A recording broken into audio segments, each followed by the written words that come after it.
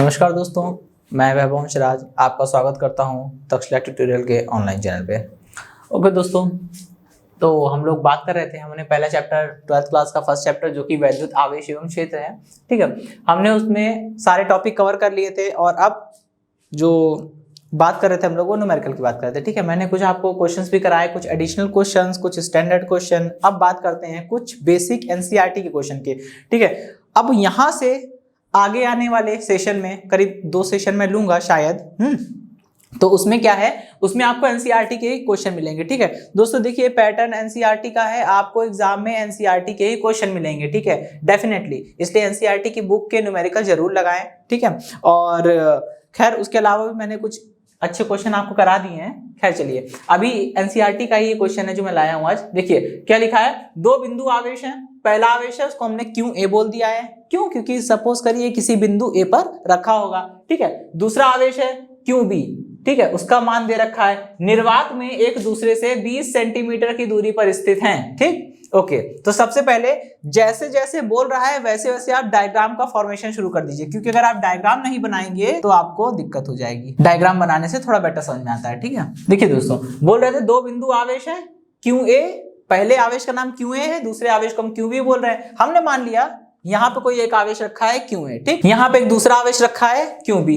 ठीक। हमने मान लिया ये बिंदु ए है तो इस पे रखा हुआ आवेश क्यू ए हो जाएगा, ये बिंदु बी है इस पे रखा हुआ आवेश क्यू बी हो जाएगा, ठीक है। अब क्या बोल रहा है, दोनों के बीच की दूरी देखिए, बोल रहा है ना निर्वात में एक दूसरे से 20 सेंटीमीटर की दूरी पर स्थित है। 20 सेंटीमीटर दूरी पर स्थित है मतलब 20 सेंटीमीटर दूरी पर स्थित है मतलब एक आवेश से दूसरे आवेश के बीच की जो डिस्टेंस होती है वो कितनी है, 20 सेंटीमीटर, ठीक है, 20 सेंटीमीटर, ठीक है। इतना हो गया, ये बात समझ में आ गई, ठीक। अच्छा, अब क्या बोल रहे हैं, अब जो इसमें 2 क्वेश्चन पूछे गए, पहले क्वेश्चन को देखिए, बोल रहे हैं दोनों आवेशों को मिलाने वाली रेखा।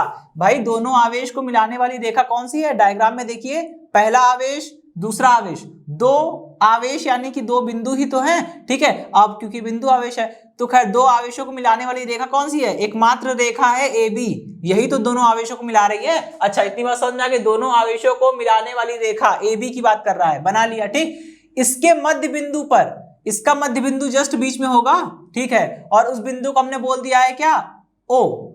उसके मध्य बिंदु ओ पर वैद्युत क्षेत्र कितना होगा। अच्छा भाई चलिए, इतनी चीज समझ में आ गई। अब आपको ये अपना दिमाग लगाना है दोस्तों कि ये पूरा 20 सेंटीमीटर है, इसका जस्ट मिड में ये पॉइंट है, जस्ट मध्य बिंदु है, तो जस्ट हाफ नहीं होगा इसका, ये टोटल 20 है तो आधा कितना हो जाएगा, 10, यानी कि ये वाली डिस्टेंस कितनी हो जाएगी, 10 सेंटीमीटर। और जब ये वाली डिस्टेंस 10 हो गई है तो ये वाली डिस्टेंस भी तो हो जाएगी 10 सेंटीमीटर। अब देखिए दोनों है 10 सेंटीमीटर, इतनी बात समझ में आ गई।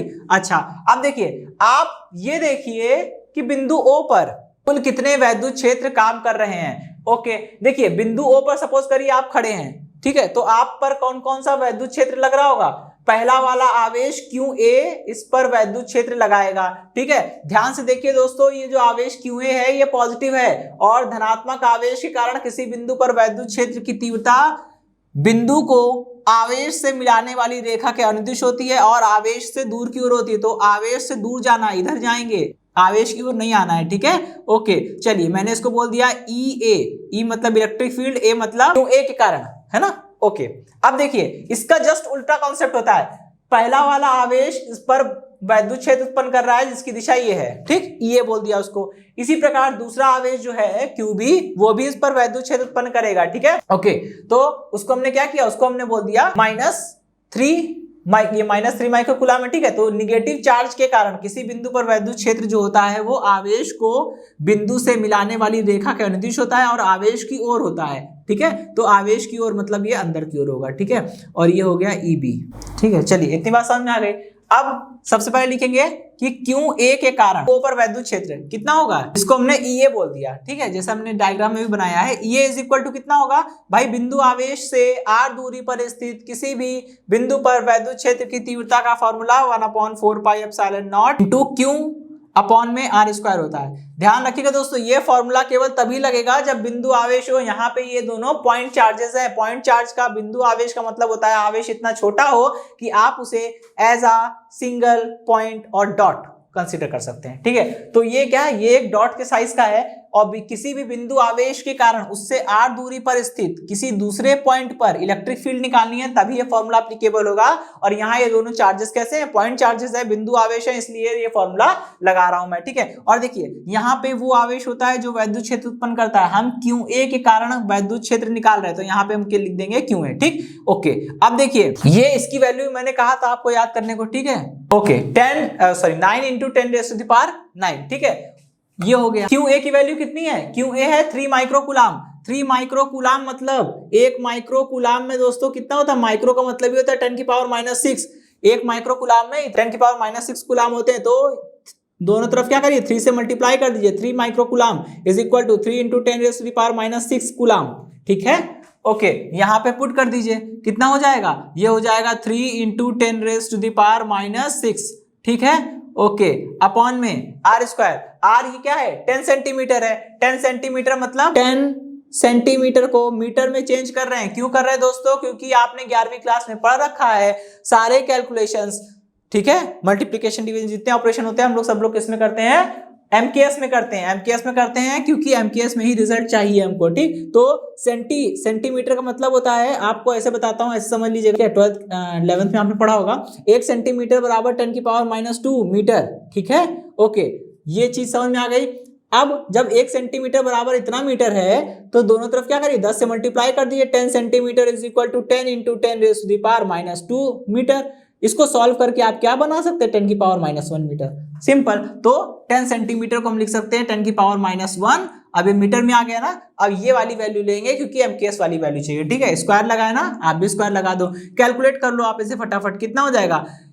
अब देखिए कैलकुलेट करने के लिए नंबर्स को एक तरफ, पावर्स को एक तरफ। ठीक है, नंबर यहाँ पे क्या है, 9, ये ब्रैकेट है दोस्तों। ठीक है, ध्यान रखिएगा, 9 इंटू 3 कितना, 9 3 जा 27।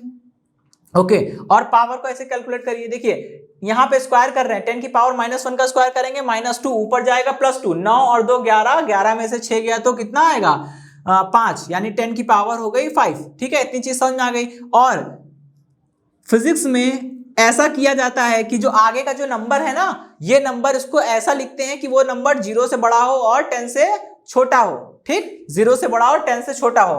तो क्या करेंगे, इसके लिए 10 से छोटा करने के लिए पॉइंट को यहाँ शिफ्ट कर देंगे, 2.7 इंटू, इसको मैं ऐसे लिख सकता हूं ना, 27 को लिख दिया 2.7 इंटू 10, 2.7 का मल्टीप्लाई करेंगे, यही तो आ जाएगा, क्या दिक्कत है। और हम यहाँ लिख रहे हैं 10 की पावर 5। तो दोस्तों ध्यान रखिएगा, आगे से मैं ये काम डायरेक्ट करूंगा तो थोड़ा सा हैबिचुअल हो जाइए, इससे आपका भी समय बचेगा, हमारा भी समय बचेगा। ठीक है, ओके। अब देखिए आगे से ये काम मैं डायरेक्ट कर दूंगा। ठीक है, पॉइंट शिफ्ट किया तो यहाँ से एक 10 की पावर निकली, वो इसमें ऐड हो जाएगी, क्योंकि बेस अगर एक जैसा हो पावर ऐड हो जाती है, मैथ्स में आपने पढ़ा होगा। तो 5 और 1 मिलके पावर कितनी हो जाएगी, 6 हो जाएगी। तो टोटल कितना हो जाएगा, ये हो जाएगा 10⁻⁶। ओके, और इलेक्ट्रिक फील्ड है, मात्रा क्या होगा, न्यूटन पर कूलाम। ठीक है, अच्छा ये आया कहां से, न्यूटन पर कूलाम, ये वाले फॉर्मूले से आया। E is equal to F/Q होता है ना, इलेक्ट्रिक फील्ड की डेफिनेशन से मैंने बताया था, याद होगा। ठीक है, ये वहीं से आया है। बल का मात्रक न्यूटन, आवेश का मात्रक कूलाम, न्यूटन बटे कूलाम मतलब इलेक्ट्रिक फील्ड का मात्रक हो गया। ठीक है, चलिए अब आगे बढ़ता हूं मैं। देखिए सेम है, ठीक है, सॉरी यहाँ पे हम QB लिखेंगे। ठीक है, क्योंकि QB के कारण जो वैद्युत क्षेत्र आ रहा है वो EB है। ठीक है, ओके, चलिए इसकी वैल्यू 9 इंटू 10⁻⁹, जैसे मैं पहले ही बता चुका हूं। ठीक है, QB कितना है, देखिए दोस्तों ध्यान रखिएगा, QB की वैल्यू -3 माइक्रोकूलाम है, लेकिन मैं आपसे पहले ही बोल दिया था, आप किसकी कैलकुलेशन कर रहे हैं, इलेक्ट्रिक फील्ड की। इलेक्ट्रिक फील्ड कैसी क्वांटिटी है, वेक्टर क्वांटिटी है। और जब भी आप किसी वेक्टर क्वांटिटी की कैलकुलेशन करते हैं तो वेक्टर क्वांटिटी की कैलकुलेशन के समय चार्ज को, आवेश को बिना चिन्ह के रखते हैं। ठीक है, चाहे वो पॉजिटिव हो चाहे नेगेटिव हो, आपको केवल मैग्नीट्यूड लिखना है, बस, दैट्स इट। ठीक है, चलिए अब यहाँ क्या करना है, 3 माइक्रोकूलाम को आप कूलाम में बदलेंगे, कितना आएगा, 3 इंटू 10⁻⁻6।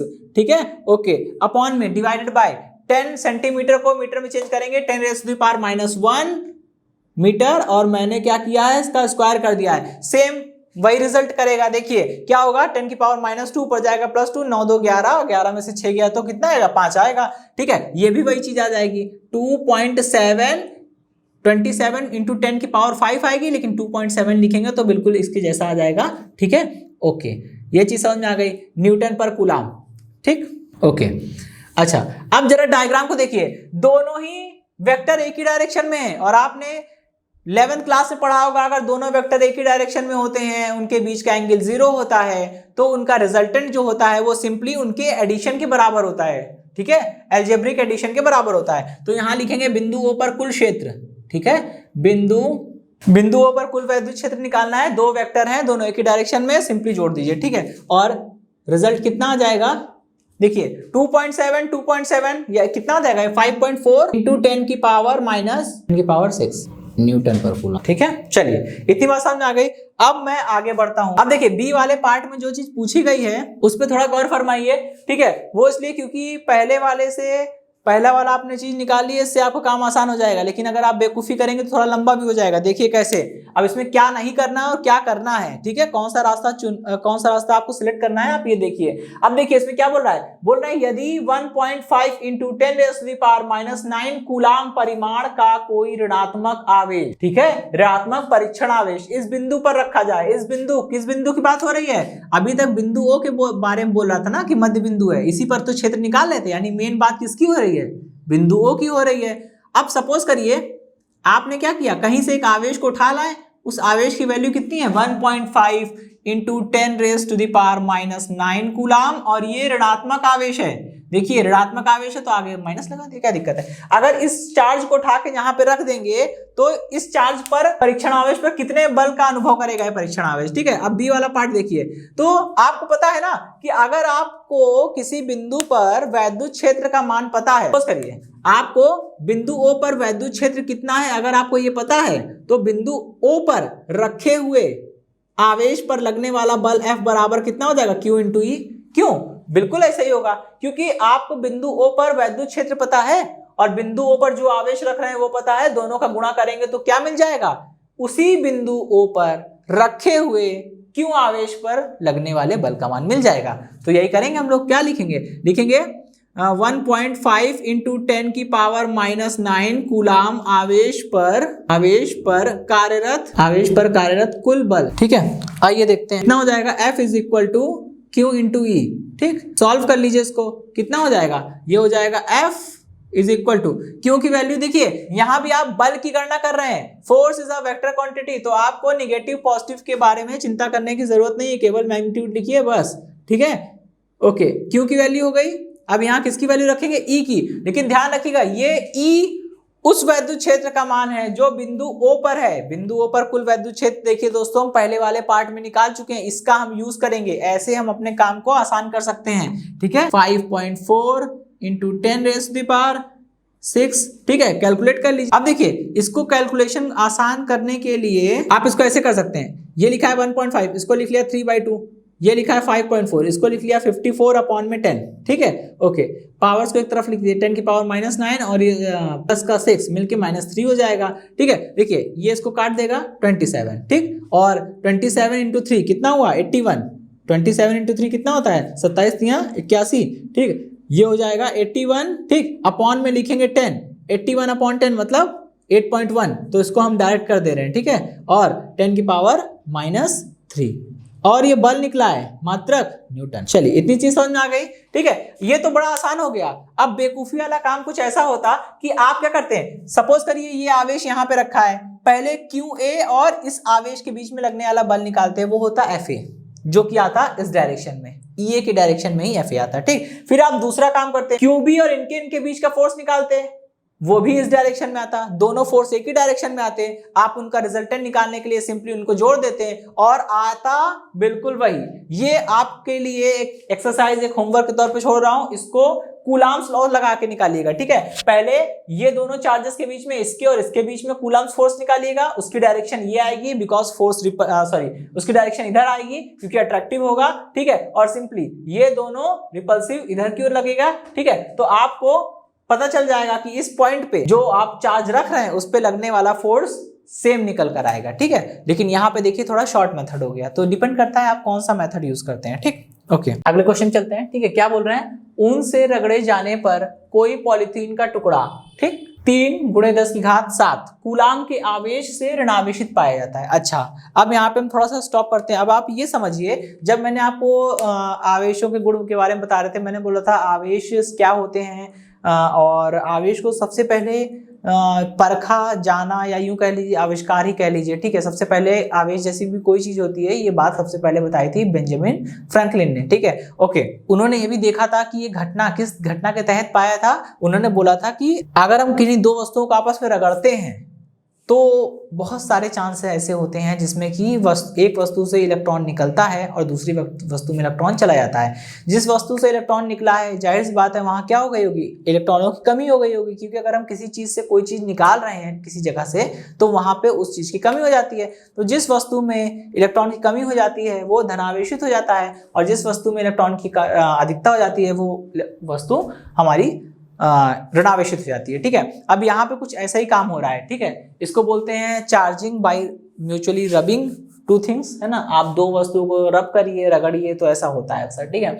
अच्छा, यहाँ में पहली वस्तु है ऊन और दूसरी वस्तु है पॉलीथीन। आपने दोनों को रगड़ा, ठीक है, लेकिन पॉलीथीन का टुकड़ा जो है वो ऋणावेशित हो गया। अब इतना दिमाग आपका चलना चाहिए, मैंने बोला जिस पर इलेक्ट्रॉन ज्यादा हो जाएगा वो ऋणावेशित होगा। इसका मतलब पॉलीथीन का टुकड़ा यहाँ ऋणावेशित हुआ है। इसका मतलब क्या है, पॉलीथीन के टुकड़े पे आवेश ज्यादा मात्रा में हो गया होगा। और आवेश कहां से आएंगे, कहीं हवा में उड़ के तो आएंगे नहीं। अब ये ऊन से ही इलेक्ट्रॉन निकल के पॉलीथीन पे गए हैं। इसका मतलब जितना धनावेश पॉलीथीन पर आया है उतना ही जितना ऋणावेश पॉलीथीन पर आया है उतना ही धनावेश ऊन पर आ गया होगा, क्योंकि सिंपली जितने इलेक्ट्रॉन वहां से निकले होंगे वही गए होंगे, ठीक है। अच्छा, तो अब यहाँ पे हमसे पहले वाले पार्ट में क्या पूछा, स्थानांतरित इलेक्ट्रॉनों की संख्या आकलित कीजिए। मतलब कितनी संख्या में इलेक्ट्रॉन निकलकर ऊन से निकलकर पॉलीथीन में गए हैं। पॉलीथीन में गए हैं ये कैसे पता चला, क्योंकि पॉलीथीन ऋणावेशित हो गई है। और देखिए इसी क्वेश्चन में चालाकी से इन्होंने एक चीज और आपसे पूछना चाहा कि स्थानांतरित किस पदार्थ से किस पदार्थ तब इलेक्ट्रॉन कितने संख्या में निकले ये भी बताइए, और ये बताइए किधर से निकल के किधर गए,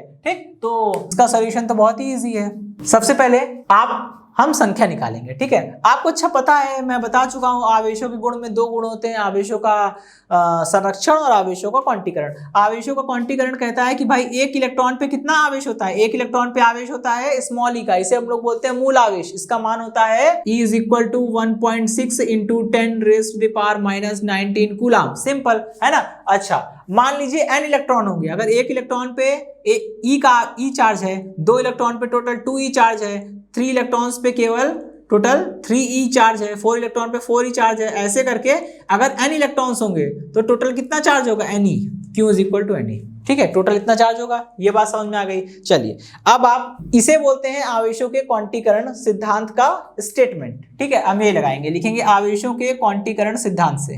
तो किसी भी, हमने मान लिया कि कुल n आवेश जो है वो ट्रांसफर हुए हैं, और कहां से कहां ट्रांसफर हुए वो हमको समझ में आ रहा, ऊन से निकल के पॉलीथीन में गए हैं। Total n, small n number of electrons जो है वो ट्रांसफर हुए हैं, ठीक। ओके, अब यहां से n की वैल्यू निकाल लीजिए। यहाँ पे स्मॉल e का आप जान ही रहे, मूल आवेश, एक इलेक्ट्रॉन का आवेश है। n क्या है, ट्रांसफर होने वाले इलेक्ट्रॉनों की संख्या की, भाई 10 इलेक्ट्रॉन ट्रांसफर हुए हैं, 20 इलेक्ट्रॉन, ये वो है, ठीक है। और कैपिटल Q मतलब टोटल चार्ज, टोटल चार्ज है ना। जब एक वस्तु से इलेक्ट्रॉन निकला है दूसरी में जा रहा है, तो दोनों ही वस्तुओं में जिससे इलेक्ट्रॉन निकला है और जिसमें जा रहा है, दोनों ही वस्तुएं कैसी हो जाएगी, आवेशित हो जाएगी। बस डिपेंड करता है, जिससे निकला है वो धनावेशित, जिसमें गया है वो ऋणावेशित। अच्छा, तो यहाँ पे ये वो टोटल चार्ज है, वो चार्ज जो पॉलीथीन के टुकड़े पर आ गया, और उतना ही चार्ज ऊन पर भी आ गया होगा। बस अंतर क्या है, पॉलीथीन के टुकड़े पे नेगेटिव आया, उन पे पॉजिटिव आएगा। यहाँ से n की वैल्यू रखी, n की वैल्यू निकालिए, कितना आएगा, Q/E, सॉल्व कर लीजिए,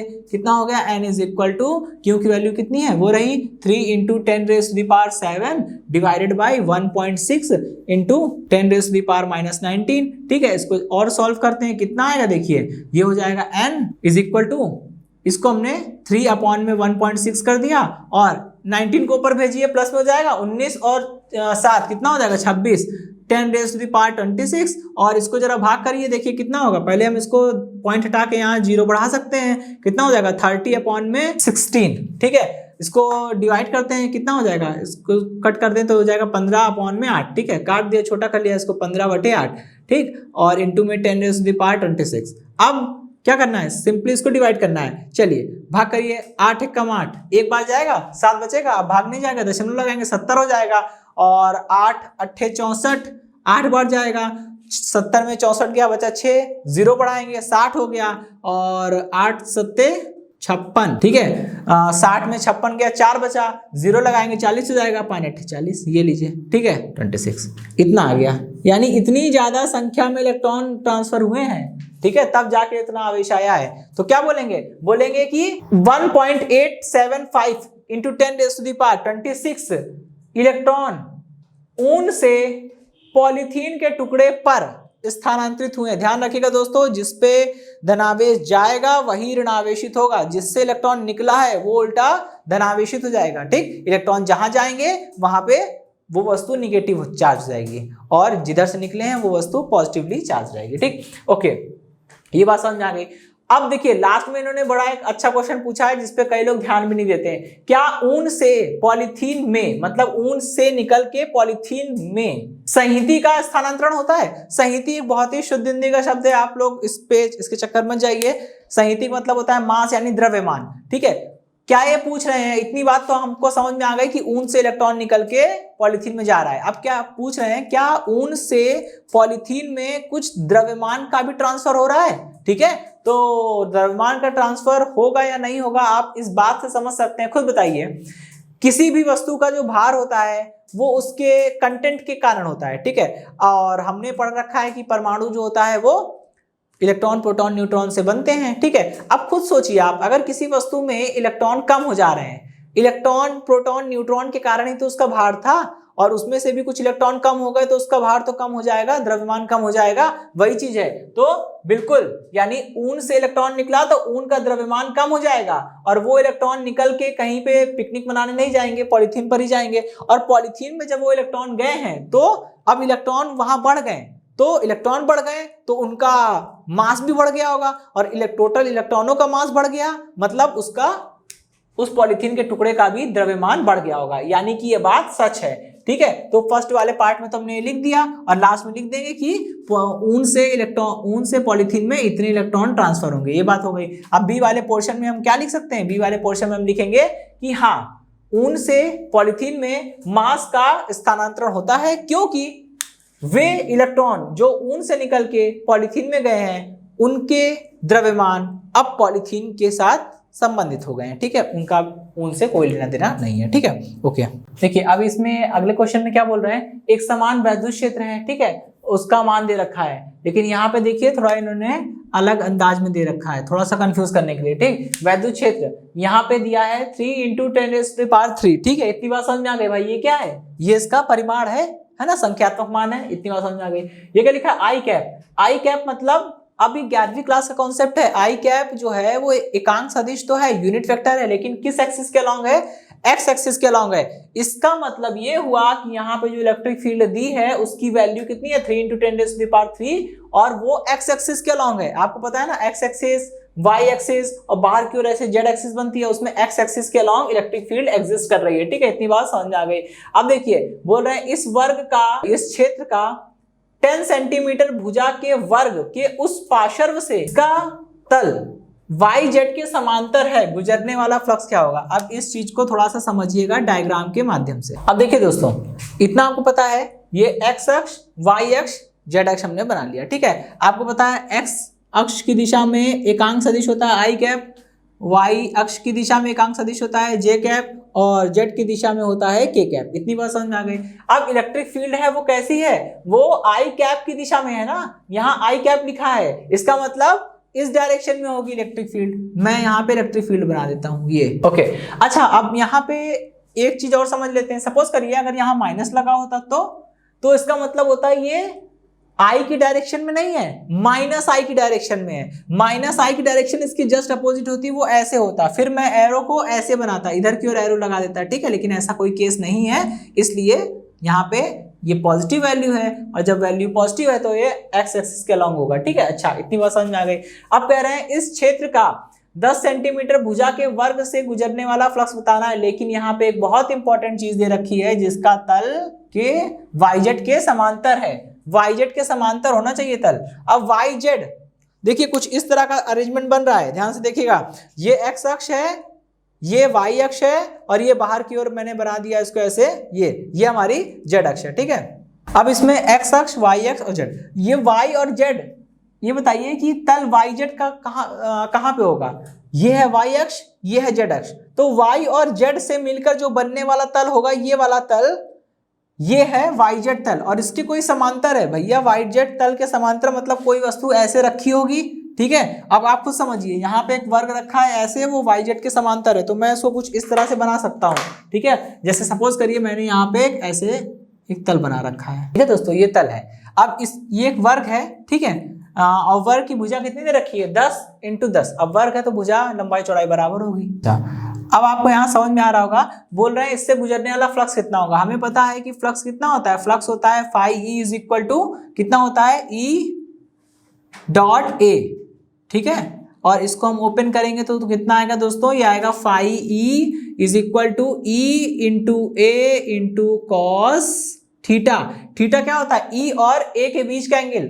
अब आप सोचिए, ठीक, इलेक्ट्रिक फील्ड एक्स की डायरेक्शन में है और आपका जो नॉर्मल है, नॉर्मल टू द सरफेस यानी पृष्ठ पर जो क्षेत्रफल सदिश की दिशा है वो भी तो एक्स की दिशा में होगी, क्योंकि वो पृष्ठ बिल्कुल yz के समांतर है, तो z अक्ष पर बिल्कुल लंबवत होगा। और z अक्ष पे लंबवत है तो उसका जो लंब होगा, उस पर जो आप लंब खींचेंगे, परपेंडिकुलर खींचेंगे, वो क्षेत्रफल की दिशा को बताएगा, और वो एक्स एक्सिस के अलॉन्ग ही है, यानी कि e और a दोनों एक्स एक्सिस के अलॉन्ग है, तो दोनों वेक्टर एक ही डायरेक्शन में है, तो एंगल 0 cos 0 1। तो बस कितना हो गया, phi E is equal to, ये हो जाएगा, यहां से e की वैल्यू रख दीजिए, वो रही, ठीक है। और वो तो एमकेएस में यहाँ चल गया, लेकिन ये एमकेएस में नहीं है। 10 सेंटीमीटर, अगर आप खुद सोचिए 10 सेंटीमीटर भुजा का एक वर्ग लीजिए, उसका क्षेत्रफल निकालना है तो 10 सेंटीमीटर का स्क्वायर कर देंगे, कितना आएगा, ये आएगा 100 सेंटीमीटर स्क्वायर, ठीक है। लेकिन अब हमें कुछ हट के काम करना है, हमें पहले इसको सेंटीमीटर को मीटर में कन्वर्ट करना है। 10 सेंटीमीटर मतलब 10 की पावर -1 मीटर। अब इसका आप स्क्वायर कर दीजिए, कितना आएगा, ये निकल के आएगा 10 की पावर -2 मीटर, वो रखेंगे यहाँ पे 10 की पावर -2 मीटर, ठीक, ओके। और इसका हमने स्क्वायर कर दिया, ठीक, क्योंकि ये तो भुजा हुई ना, सॉरी मैंने यहाँ पे ऑलरेडी स्क्वायर कर दिया है। चलिए कितना आ गया, 10 की पावर -2 मीटर स्क्वायर, ठीक है। अभी मात्रक में लिख नहीं रहा हूँ, खत्म करते हैं इसको, हटाते हैं ना। चलिए अब मल्टीप्लाई करिए, देखिए कितना आ रहा है, ये हो जाएगा phi E is equal to, बस है ना, ये माइनस प्लस का 3 -2 मिलके प्लस का बना। अब मल्टीप्लाई कर देंगे इसको, कितना हो, 30 हो जाएगा, यानी फाई इज इक्वल टू 30, ठीक। और इसका मात्रक क्या होगा, इसका मात्रक निकालना है तो ई का ए का मात्रक दोनों मल्टीप्लाई कर दीजिए। ई का मात्रक होता है न्यूटन पर कूलाम, इसका होता है मीटर, तो कितना आएगा, मतलब मीटर स्क्वायर, और कितना आ जाएगा, ये आएगा newton metre square upon coulomb, simple है ना। आप इसको ऐसे लिख सकते हैं, या फिर ना अच्छा लग रहा हो तो आप इसको ऐसे साइड में लिख सकते हैं, एक ही चीज है, ठीक है। ये हाइफन होता है, माइनस नहीं। चलिए अब हम लोग बी वाला पार्ट करते हैं। बी वाले पार्ट में क्या बोल रहा है, इसी वर्ग से गुजरने वाला फ्लक्स कितना हो जाएगा यदि इस तल का अभिलंब, देखा, इस तल का अभिलंब मतलब तल पर जो अभिलंब खींचते हैं वो क्षेत्रफल सदिश की दिशा को बताता है, ठीक है। तल पर खींचा गया अभिलंब एक्स अक्ष के साथ 60 डिग्री का कोण बना रहा हो, सिंपल है। अगर वो 60 डिग्री का कोण बनाएगा तो देखिए इलेक्ट्रिक फील्ड तो एक्स की दिशा में है, और अगर वो पृष्ठ मान लीजिए पहले हमारा पृष्ठ ऐसे रखा था, ठीक है, पहले हमारा पृष्ठ ऐसे रखा था, तो उस पे लंब की जो दिशा है वो क्षेत्रफल सदिश की दिशा थी, दोनों एक्स एक्सिस में थे, एंगल 0 हो गया था। अब हमारा पृष्ठ थोड़ा सा घूम गया, तो देखिए इलेक्ट्रिक फील्ड तो अभी भी एक्स की डायरेक्शन में है और पृष्ठ घूम गया, तो इस कारण इसका ये जो क्षेत्रफल है, वो क्षेत्रफल सदिश का जो दिशा है वो 60 डिग्री से एंगल से रोटेट कर गई है। वही चीज यहाँ पे लिखा है कि इसी वर्ग से गुजरने वाला फ्लक्स क्या होगा यदि इसके तल का अभिलंब जो है वो एक्स एक्स के साथ 60 डिग्री का कोण बनाए। तो एक्स अक्ष के साथ 60 डिग्री का कोण बना रहा है, इलेक्ट्रिक फील्ड एक्स डायरेक्शन में है, वो एक्स एक्सिस से 60 एंगल पे है, तो यहाँ पे हमको बी वाला पार्ट करने के लिए क्या करना होगा, आपको समझ में आ रहा होगा, हमें यहाँ पे थीटा की जगह 60 पुट करना पड़ेगा, ठीक है। तो चलिए इस केस में क्या हो जाएगा, इस केस में हम यहाँ पे लिखेंगे ई, फॉर्मूला तो सेम रहेगा, ठीक है, ई ए cos 60। चलिए अब यहाँ पे cos 60 की वैल्यू कितनी होती है, cos 60 होता है 1/2, ठीक है। ई की वैल्यू रख दीजिए 3 × 10 की पावर 3 वो रहा, और एरिया रखना है एमकेएस वाला जो मैंने वहां निकाला था अभी, है ना, कैलकुलेट किया था 10 की पावर -2 मीटर स्क्वायर, और साइन 60 1/2। देखिए माइनस प्लस का 3 -2 10 बचेगा, 10 को 3 से मल्टीप्लाई करेंगे 30 हो जाएगा, 2 से भाग करेंगे 15 हो जाएगा, कितना आ गया 15, ठीक है। और न्यूटन मीटर स्क्वायर पर कूलाम। अगर आपको मात्रक नहीं समझ में आ रहा तो बस इतना करना है, इलेक्ट्रिक फील्ड का मात्रक न्यूटन पर कूलाम, इसके साथ मल्टीप्लाई कर दिया, क्षेत्रफल का मात्रक मीटर स्क्वायर। ठीक है, चलिए अब हम लोग चलते हैं अगले क्वेश्चन पे। अब देखिए अगले क्वेश्चन चलते हैं। ठीक है, काफी इजी क्वेश्चन है, बस थोड़ा सा इसकी लैंग्वेज ऐसी बना दी गई है। ठीक है, देखिए किसी काले बॉक्स के पृष्ठ से निर्गत कुल फ्लक्स कितना है, ये दे रखा है आपको 8 × 10⁻³ न्यूटन मीटर स्क्वायर पर कूलम। देखिए अभी मैंने पीछे क्वेश्चन में यही यूनिट लिखी थी। ठीक है, तो यूनिट आप अपने से भी निकाल सकते हैं। खैर चलिए, ठीक, बोल रहा है कि पृष्ठ से निर्गत, निर्गत का मतलब होता है बाहर निकलने वाला। ठीक, यानी कोई एक पृष्ठ है, कोई एक डब्बा है, कोई एक बॉक्स है, बंद है। ठीक है, उससे बाहर निकलने वाला टोटल फ्लक्स, यानी फ्लक्स होता क्या है, फ्लक्स, वैद्युत फ्लक्स मतलब पृष्ठ को क्रॉस करके निकलने वाली वैद्युत बल रेखा है। ठीक है, वो आपको दे रखा है 8 × 10⁻³ है। ठीक, इसमें दो क्वेश्चन पूछ रहा है। पहले पूछ रहा है बॉक्स के भीतर कुल आवेश कितना है। पहले हम फर्स्ट वाले पार्ट को सॉल्व कर लेते हैं, फिर आगे बात करते हैं। ठीक है, तो पृष्ठ के भीतर कुल आवेश निकालना है। आपको पता है गॉस की प्रमेय क्या कहती है कि अगर किसी पृष्ठ ने टोटल Q आवेश को घेर के रखा है, मतलब पृष्ठ के द्वारा परिबद्ध या पृष्ठ के भीतर, अगर पृष्ठ के भीतर कुल आवेश कितना है, Q है, अगर पृष्ठ के भीतर कुल आवेश Q है और तो उस पृष्ठ से गुजरने वाला कुल फ्लक्स कितना होगा, फाई = φE लिख देता हूं मैं क्योंकि इलेक्ट्रिक फ्लक्स है। ठीक है, तो फाई = Q/ε0 हो जाएगा। अब आपको पता है, अगर आपको φE का मान पता है तो आप Q निकाल सकते हैं, सिंपल। तो लिखेंगे गॉस की प्रमेय से φE = कितना हो जाएगा, Q/ε0। ठीक है, यहां से Q की वैल्यू निकालिए, Q = कितना हो जाएगा, ε0 × φE। ठीक है, सिंपल है, मल्टीप्लाई कर दीजिए। अब ε0 की वैल्यू 8.85 × 10⁻⁻12। ठीक है, अच्छा, और φE कितना दे रखा है, ये देखिए आपको दिया है फ्लक्स, गुजरने वाला फ्लक्स की वैल्यू दी हुई है। ठीक है, यहाँ रख दीजिए 8 × 10⁻³ इसको सॉल्व कर लीजिए, कितना हो जाएगा, आइए देखते हैं। पहले 8 का गुणा इसमें करिए, 8 × 5 = 40, 40 का 0 4, 8 8 64 64 और 4। ठीक है, 64 4 कितना हुआ, 68, 68 का 8, 6 यहाँ पे कैरी लगेगा। ठीक है, और 8 8 64, 64 और 6 70। ठीक है, ये हो गया 70। इतनी बात समझ में आ गई। ठीक है, अब मल्टीप्लाई कर, और देखिए दशमलव पीछे से 2 स्थान छोड़ के यहाँ पे हमने डेसिमल लगा दिया। ठीक है, और देखिए पावर को देखते हैं क्या करना है। ठीक, ये बन गया 70.80। ठीक, 70.80 बन गया।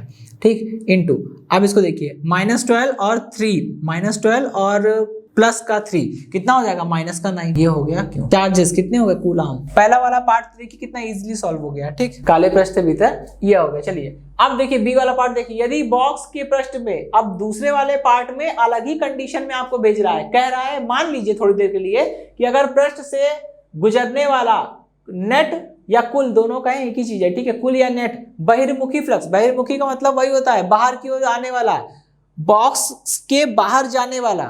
ठीक है, और बॉक्स के अंदर आने वाला अंतर्मुखी, और बॉक्स से बाहर जाने वाला बहिर्मुखी। खैर इनके चक्कर मत पड़िए, आप इसे निर्गत लिख दीजिएगा या इंग्लिश में आउटगोइंग फ्लक्स के बारे में बोल सकते हैं। ठीक है, अच्छा, तो अगर वो शून्य है, किसी पृष्ठ से बाहर आने वाला फ्लक्स अगर शून्य है, तो क्या आप यहाँ निष्कर्ष निकालोगे कि बॉक्स के भीतर कोई आवेश नहीं है। अब देखिए बी वाले में देखिएगा, गॉस की प्रमेय लगाइए फिर से, गॉस की प्रमेय से। ठीक है, कितना हो गया, φE = Q/ε0 होता है। यदि सपोज करिए, यदि φE बराबर कितना हो जाए, 0, क्योंकि कह रहा है ना, आपसे बोल रहा है, कह रहा है यदि बाहर गुजरने वाला कुल फ्लक्स 0 हो जाए, यदि बाहर निकलने वाला कुल फ्लक्स 0 हो जाएगा, तो भाई Q = कितना हो जाएगा, Q = हो जाएगा ε0 × φE। ठीक है, चलिए अगर यहाँ पे आपने φE को 0 रखा तो पूरा टोटल कितना हो जाएगा, ये हो जाएगा Q = 0। और ध्यान रखिएगा दोस्तों, यहाँ पे कैपिटल Q क्या है, कुल आवेश है। कुल आवेश और आवेश में अंतर होता है। अब यहाँ पे इस चीज को समझिएगा, सपोज करिए ये एक बंद पृष्ठ है। ठीक है, इस बंद पृष्ठ से गुजरने वाला कुल फ्लक्स 0 है। कुल फ्लक्स 0 होगा तो Q 0 होगा। Q का मतलब होता है कुल आवेश 0 है, कुल आवेश 0। लेकिन इसका मतलब ये नहीं हुआ, इसका ये मतलब कतई नहीं हुआ कि इसके अंदर आवेश है ही नहीं। हो सकता है इसके अंदर प्लस Q आवेश हो और माइनस Q आवेश हो। अब Q कुछ भी हो सकता है, +15 कूलम, -15 कूलम, तब भी तो टोटल 0 आएगा। +3 कूलम, -3 कूलम, तब भी टोटल 0 आएगा। या ऐसा भी हो सकता है +6 कूलम, -4 कूलम, -2 कूलम, +6 -4 -2 फिर से 0। इसका मतलब कुल आवेश का मतलब होता है सभी आवेशों को अगर हम जोड़ दें तो टोटल 0 आना चाहिए, तो वो केस होता है। ठीक है, लेकिन आपसे यहाँ पूछ रहा है क्या आप यहाँ निष्कर्ष निकाल लेंगे कि बॉक्स के भीतर कोई आवेश है नहीं, तो ऐसी बात नहीं है। आप नहीं कह सकते कि बॉक्स के अंदर आवेश हो ही ना, हो सकता है समान परिमाण के और विपरीत प्रकृति के कई आवेश मौजूद हो, तो उनका कुल आवेश 0 हो जा रहा हो, तो ये चीज है। ठीक है, केवल बाहर आने वाला फ्लक्स 0 है, इसको देखकर हम ये रिजल्ट ये कंक्लूड नहीं कर सकते, ये निष्कर्ष नहीं निकाल सकते कि उसके अंदर कोई आवेश ही नहीं है। ठीक है, कुल आवेश 0 होगा, हो सकता है जितना पॉजिटिव उतना नेगेटिव हो, टोटल 0। चलिए अभी मैं उसको रफ करता हूं। अब हम लोग अगले क्वेश्चन पे चलते हैं। देखिए इस क्वेश्चन में हमसे क्या बोल रहा है, निम्न चित्र 1 में 10 सेंटीमीटर भुजा के किसी एक वर्ग, पहले तो देखिए 10 सेंटीमीटर भुजा का ये एक वर्ग है। ठीक, ओके, 10 सेंटीमीटर भुजा के किसी वर्ग के केंद्र से, केंद्र बिल्कुल यहां पे होगा। ठीक है, तो केंद्र से ठीक 5 सेंटीमीटर ऊंचाई पर कोई 10 माइक्रोकूलाम का पॉजिटिव चार्ज है वो रखा हुआ है। ठीक, इस वर्ग से गुजरने वाला वैद्युत फ्लक्स का परिमाण क्या है। अच्छा, सबसे पहले आप इसको ऐसे समझ लीजिए, मान लीजिए ये एक वर्ग है। ठीक है, ये कागज एक वर्ग है, ये कागज वर्ग है, इसका केंद्र बिल्कुल जस्ट बीच में होगा। इस केंद्र से 5 सेंटीमीटर ऊपर जाइए, जबकि ये भुजाएं 10 हैं। अगर ये भुजाएं 10 है, इसके केंद्र से केवल 5 सेंटीमीटर ऊपर जाइए, यहाँ पर एक आवेश रखा हुआ है, कितना, प्लस का 10 माइक्रोकूलाम। ठीक है, अब बताइए ये आवेश है तो जाहिर सी बात है डेफिनेटली ये क्या करेगा, वैद्युत बल रेखाओं को निकालेगा, और वैद्युत बल रेखाएं जब इसको क्रॉस कर रही होगी तो इससे गुजरने वाले फ्लक्स की बात हम कर रहे हैं, इससे गुजरने वाला फ्लक्स हमें निकालना है। ठीक, देखिए इस तरह के क्वेश्चन अगर आप ध्यान नहीं लगाएंगे तो बहुत ही कठिन है, नहीं तो बहुत सरल है। सबसे पहले आप ये बताइए, इसी चित्र को मैं ऐसे बना सकता हूं कि नहीं। अब आप कहेंगे ये क्या है, तो देखिए ये है कुछ नहीं, 10 सेंटीमीटर भुजा वाला एक घन बना दिया है। घन तो हो सकता है ना, लंबाई चौड़ाई सब 10-10, ये 10 सेंटीमीटर मैं यहाँ पे लिख भी दे रहा हूं। ठीक है, सपोज करिए मैंने यहाँ पे एक, ये कल्पना मात्र है, इसका वास्तविकता से कोई भी लेना देना नहीं है।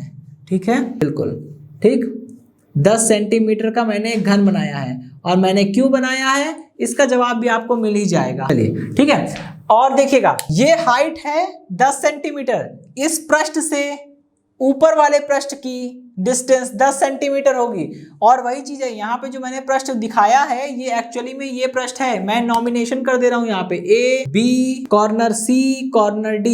ओके, 4 कॉर्नर हो गए, A B C और D। ठीक, ओके, अब इतनी बात समझ में आ गई है ना। अब देखिए ये चारों कॉर्नर है, इसके केंद्र से, इसका केंद्र बिल्कुल यहाँ पे है, इसके केंद्र से 5 सेंटीमीटर ऊपर, ये देखिए 5 सेंटीमीटर ऊपर पहुंच गए, यहाँ पे रखा है +10 माइक्रोकूलाम। यही चित्र है, इसको इसमें कन्वर्ट कर दिया है। कन्वर्ट क्यों किया है, इस वर्ग को घन क्यों बना दिया है, घन इसलिए बनाया है। अब जरा गौर करिएगा, यहाँ ये पृष्ठ खुला था केवल, क्या इस पृष्ठ ने, इस वर्ग ने इस आवेश को घेर रखा है, बिल्कुल नहीं। इस पृष्ठ ने, इस वर्ग ने इस आवेश को नहीं घेरा हुआ है, लेकिन अब हमने इसको, इस वर्ग को कन्वर्ट कर दिया। ठीक है, इसको कल्पना करिए कि अगर हम इसी वर्ग के ऊपर एक ऐसा घन बना दे तो करना कुछ नहीं, केवल 5 भुजाएं इधर इधर आगे पीछे और एक ऊपर, 5 भुजाएं लगा देंगे, और छठा फलक ये हो जाएगा। 5 फलक लगाना है, एक फलक ये ABCD बन जाएगा, टोटल 6 फेस हो जाएंगे इसके, और ये घन बन जाएगा। अब देखिए ये घन ने इस आवेश को कवर कर लिया है, जबकि इस वर्ग ने इस आवेश को कवर नहीं किया था, लेकिन घन ने आवेश को कवर कर लिया है। अब हमको करना क्या है, अब यहाँ पे हमें सिंपली गॉस की प्रमेय लगा देंगे, क्योंकि गॉस की प्रमेय क्या कहती है, गॉस की प्रमेय कहती है कि अगर, गॉस की प्रमेय तभी लगेगी जब पृष्ठ ने आवेश को घेर रखा हो। यहाँ पृष्ठ ने आवेश को घेर लिया है, इसलिए ऐसा हो रहा है। ठीक, ओके, तो लिखेंगे कि संपूर्ण घन से निर्गत कुल फ्लक्स φE = Q अपॉन में एप्सिलॉन नॉट। ठीक है, अच्छा अब यहां से निकालिए जरा वैल्यू, Q की वैल्यू कितनी दे रखी है, 10 माइक्रोकूलाम। माइक्रोकूलाम को जरा चेंज करिए, कूलाम में 10⁻⁻⁶, ये आ गया पूरा MKS में वैल्यू, ये लेके चलेंगे। एप्सिलॉन नॉट की वैल्यू 8.85 × 10⁻12। ठीक है, इसको जरा सॉल्व करिए, कितना हो जाएगा, ये हो जाएगा आपका 10⁻⁻5 + 12 डिवाइडेड बाई कितना हो जाएगा 8.85। ठीक है, इतनी चीज समझ में आ गई। चलिए अब इसमें करना क्या है, अब इसको हम ऐसे ही रहने देंगे। ठीक है, ये हमारा आ गया φE। अब देखिए ये तो पूरे पृष्ठ से गुजरने वाला फ्लक्स है, ध्यान रखिएगा यहाँ पे आवेश जो है वो बिल्कुल मिड में है, बिल्कुल एकदम सेंट्रॉइड में है।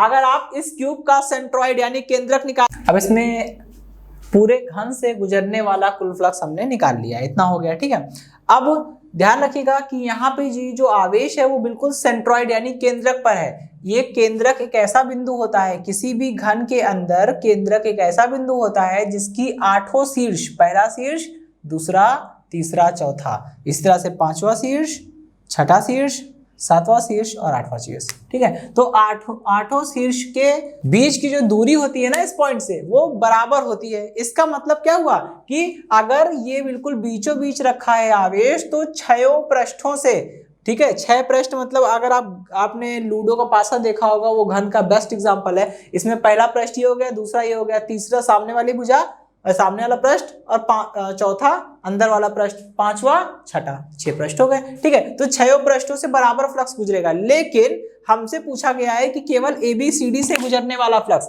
अब बात आ गई कि जब 6 पृष्ठों से बराबर का फ्लक्स गुजर रहा है, तो एक पृष्ठ से गुजरने वाला फ्लक्स निकालना है, तो क्या करेंगे, 1/6 से गुणा कर देंगे या 6 से भाग कर देंगे। सिंपल सी बात है भाई। अगर मान लीजिए हर एक पृष्ठ से x फ्लक्स गुजर रहा है, सपोज करिए भाई पहले पृष्ठ से x फ्लक्स गुजरा, दूसरे से x गुजरा, तीसरे पृष्ठ से x फ्लक्स गुजर रहा है, चौथे से x, 5वें से x और 6ठे से x, तो 6 पृष्ठों से गुजरने वाला कुल फ्लक्स कितना हो जाएगा, 6x। और वही तो यहाँ दे रखा है, वही यहाँ पे दिया हुआ है। ठीक है, ये कितना हो गया, 10⁻7 डिवाइडेड बाय 8.85। ठीक है, चलिए अब इसका मतलब अगर आपको एक पृष्ठ से गुजरने वाला फ्लक्स निकालना है जो कि x है, ठीक है, तो क्या करेंगे, 6x बराबर हमारा आ गया 1/8.85 इंटू 10⁻7। तो x यानी एक पृष्ठ से गुजरने वाला फ्लक्स निकालना है, तो अपॉन में आ जाएगा 6 इधर। ठीक है, तो कितना बन जाएगा,